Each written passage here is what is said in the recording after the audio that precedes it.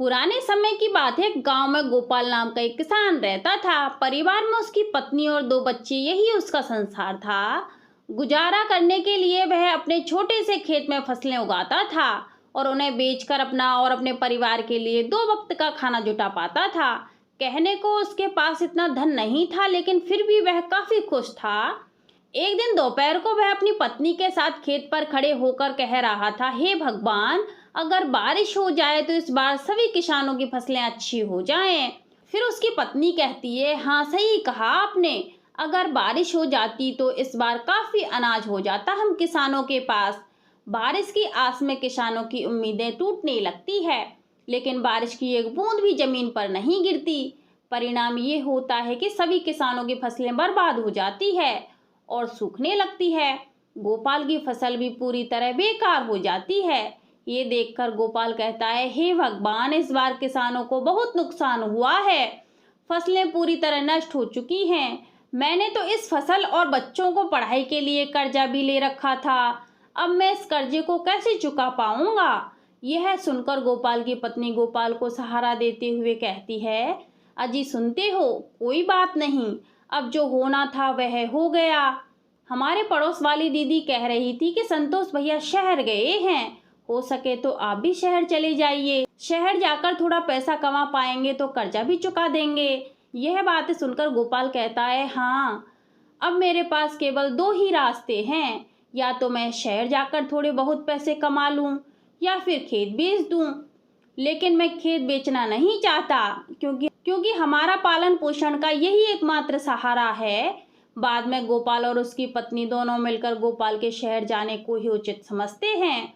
अगली सुबह गोपाल शहर जाने की तैयारी करता है। वह अपनी पत्नी से कहता है, सुनो, मैं खाली हाथ शहर जा रहा हूँ। कोशिश पूरी करूंगा कि कहीं अच्छा सा काम ढूंढ लूं और थोड़ा बहुत पैसा कमा लूं। जैसे ही कुछ पैसे हो जाएंगे मैं तुम्हें खर्चे के लिए भिजवा दूंगा। फिर गोपाल की पत्नी बोली, आप मेरी और बच्चों की चिंता मत कीजिए, हमारा खर्चा ही कितना है, और फिर बाद में मैं कुछ दिनों के लिए मायके भी रह आऊंगी। आप अपना ध्यान रखिए और शहर जाकर पैसे कमाइए। गोपाल के जाते वक्त गोपाल की पत्नी उसे कुछ पैसे देती है। यह देखकर गोपाल कहता है, ये पैसे कहाँ से आए तुम्हारे पास। फिर गोपाल की पत्नी कहती है, मैंने थोड़ा थोड़ा करके यह पैसे जमा किए थे अपने बुरे वक्त के लिए। अब शायद इनका सही वक्त आ चुका है, यह लीजिए, रख लीजिए। फिर गोपाल थैला उठाता है, इसी में उन पैसों को भी रख लेता है। शहर के लिए रवाना हो जाता है। शहर पहुंचकर वह काम ढूंढना शुरू कर देता है, लेकिन पूरा दोपहर काम की तलाश करते करते वह थक जाता है, लेकिन काम नहीं मिलता। उसके बाद वह एक बगीचे में जाकर पेड़ की छांव में बैठ जाता है। वहीं पास में दो जेब कतरे आपस में बात कर रहे थे। सुन बे चंगुल, 3 दिनों से कोई भी मुर्गा हाथ नहीं लगा है, लगता है इसके पास काफी माल है। इस बार खाली हाथ लौट कर नहीं आना। सही कहा मालिक, आपकी निगाहें तो बहुत तेज हैं। चल अब तारीफ करना बंद कर और काम पर लग जा। मैं ऐसे बातों में उलझा लूंगा और तू इसका थैला लेकर 1-9-11 हो जाना। फिर वह जेब कतरा बोला, मालिक, वह तो सब ठीक है, लेकिन 1-9-11 नहीं होता, वह 9-2-11 होता है। फिर मालिक बोला, बकवास बंद कर और काम पर लग जा। उनमें से एक जेब कतरा गोपाल के पास जाकर उससे बात करने लगता है। अरे श्याम बाबू, कैसे हो, बड़े दिनों बाद दिखाई दिए हो। अरे भाई, आप कौन हैं, मैं तो आपको नहीं जानता हूँ, और मेरा नाम श्याम बाबू नहीं है, मेरा नाम गोपाल है। अरे हाँ, तभी मैं कहूँ कि तुम्हारा नाम भूल रहा हूँ। अच्छा बताओ क्या हाल है। फिर गोपाल बोला, अरे क्या बताऊं भैया, गांव से शहर आया हूँ काम की तलाश में, लेकिन काम मिल ही नहीं रहा है। अगर आप मुझे जानते हो तो मेरे लिए कोई काम बता दो। इन दोनों की बातचीत चल ही रही थी, तभी चंगुल गोपाल का थैला लेकर 9-2-11 हो जाता है। पहला जेब कतरा कहता है, अरे भाई, लगता है पहचानने में गलती हो गई, चलो मैं चलता हूँ। फिर गोपाल बोलता है, अजीब लोग हैं शहर के, पहले तो खुद ही जान पहचान का दिखावा करते हैं और बाद में खुद ही अनदेखा करने लगते हैं। इतने में गोपाल की नजर अपने थैले की ओर पड़ती है, लेकिन वहां पर थैला ना देखकर वह काफी निराश हो जाता है और कहने लगता है, शहर के लोग तो बड़े ही निर्दयी हैं, गरीब के थैले को भी नहीं छोड़ते। फिर गोपाल भगवान से प्रार्थना करता है कि वही उसकी मदद करे। इतने में गोपाल के पीछे एक दर्द भरी आवाज आती है, बचाओ बचाओ। गोपाल उस आवाज को सुनते हुए पीछे मुड़ता है और देखता है कि वहां एक घायल व्यक्ति जमीन पर नीचे पड़ा हुआ है। उसके आसपास से लोग गुजर रहे हैं, लेकिन कोई भी उसे सहारा नहीं दे रहा। फिर गोपाल तुरंत जाकर उस व्यक्ति को बैठाता है और उसकी घायल स्थिति को देखकर तुरंत हॉस्पिटल ले जाने का इंतजाम करता है। हॉस्पिटल ले जाकर वह डॉक्टर से बात करता है, डॉक्टर साहब इन्हें देख लीजिए, ये बहुत घायल हैं और दर्द के मारे करा रहे हैं। फिर डॉक्टर उस व्यक्ति की हालत देखता है और कहता है, इसका तुरंत इलाज शुरू करना होगा।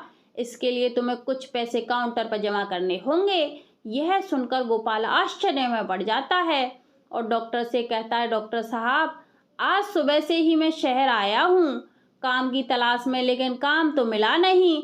ऊपर से मेरा थैला भी किसी ने चुरा लिया।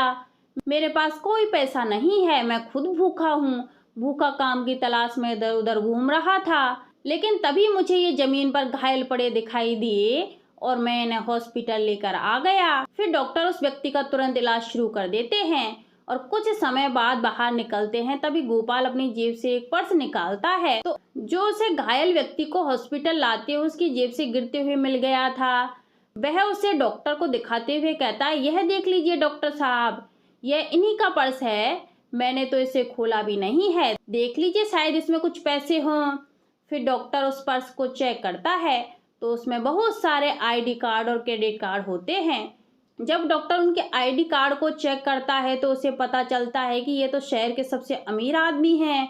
वो तुरंत गोपाल से कहते हैं, अच्छा हुआ जो तुम इन्हें हॉस्पिटल लेकर आ गए।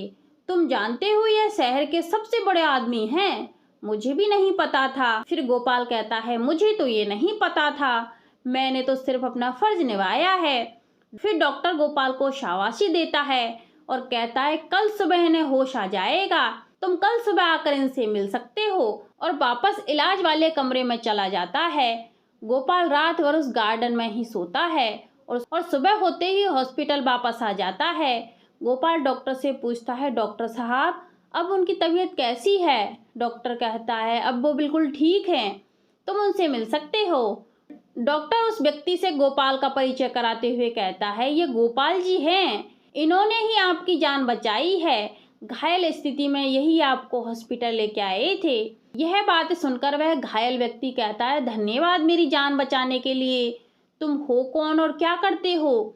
तभी गोपाल कहता है, मैं गांव से शहर आया हूँ एक अच्छे से काम की तलाश में, लेकिन अभी तक मुझे कोई भी काम नहीं मिल पाया है। मेरे ऊपर कर्जा है, मैं उस कर्जे से मुक्त होने के लिए शहर से पैसे कमाने के लिए आया था। फिर गिरधर जी यह सोचकर हैरान हो जाते हैं कि यह व्यक्ति इतनी परेशानी में होते हुए भी मुझे हॉस्पिटल लेके आया। फिर गिरधर जी कहते हैं कि मुझे यह जानकर बहुत अच्छा लगा कि इस समय में भी तुम जैसा अच्छा और ईमानदार इंसान है। एक काम करना, कल मेरी छुट्टी है तो तुम कल सुबह ठीक इसी समय आना, मेरे पास तुम्हारे लिए काफी अच्छा काम है। गोपाल शुक्रिया अदा करते हुए वहां से चला जाता है और अगले दिन ठीक उसी समय हॉस्पिटल में पहुंचता है। हॉस्पिटल से वे दोनों गिरधर जी के घर के लिए रवाना हो जाते हैं। घर में प्रवेश करते वक्त गोपाल उनके एक बड़े से महल और बड़ी बड़ी गाड़ियां देखकर हैरान रह जाता है और सोचता है कि ये व्यक्ति कितने अमीर होंगे। फिर गोपाल अंदर जाकर सोफे पर बैठ जाता है। तभी गिरधर जी नौकर से उनके लिए पानी और खाने के लिए कुछ लाने के लिए कहते हैं। गिरधर जी कहते हैं, गोपाल तब तक तुम कुछ खा पी लो, तब तक मैं 15 मिनट में आता हूँ। फिर गोपाल खा पीकर थोड़ा आराम करता है। तभी गिरधर जी आते हैं और कहते हैं, गोपाल शहर के बाहर मेरी एक बड़ी फैक्ट्री है जिसमें खेती से जुड़े उत्पादक बनाए जाते हैं। खाने पीने का कोई भी झंझट नहीं है, वहां पर तुम्हें खाने पीने को सब मिलेगा, रहने को घर भी मिलेगा। अगर तुम सहमत हो तो तुम इस काम को कर सकते हो। गोपाल कहता है, ये तो मेरे लिए बहुत अच्छी बात है, वैसे भी मैं एक किसान हूँ, खेती बाड़ी के बारे में मुझे बहुत अच्छे से पता है, मैं इस काम को अच्छे से कर पाऊंगा। फिर गिरधर जी कहते हैं, गोपाल तुम चाहो तो अपने परिवार को भी यहाँ लाकर रख सकते हो। गिरधर जी गोपाल को कुछ पैसे देते हैं जिससे वह अपने कर्ज को चुका पाएं।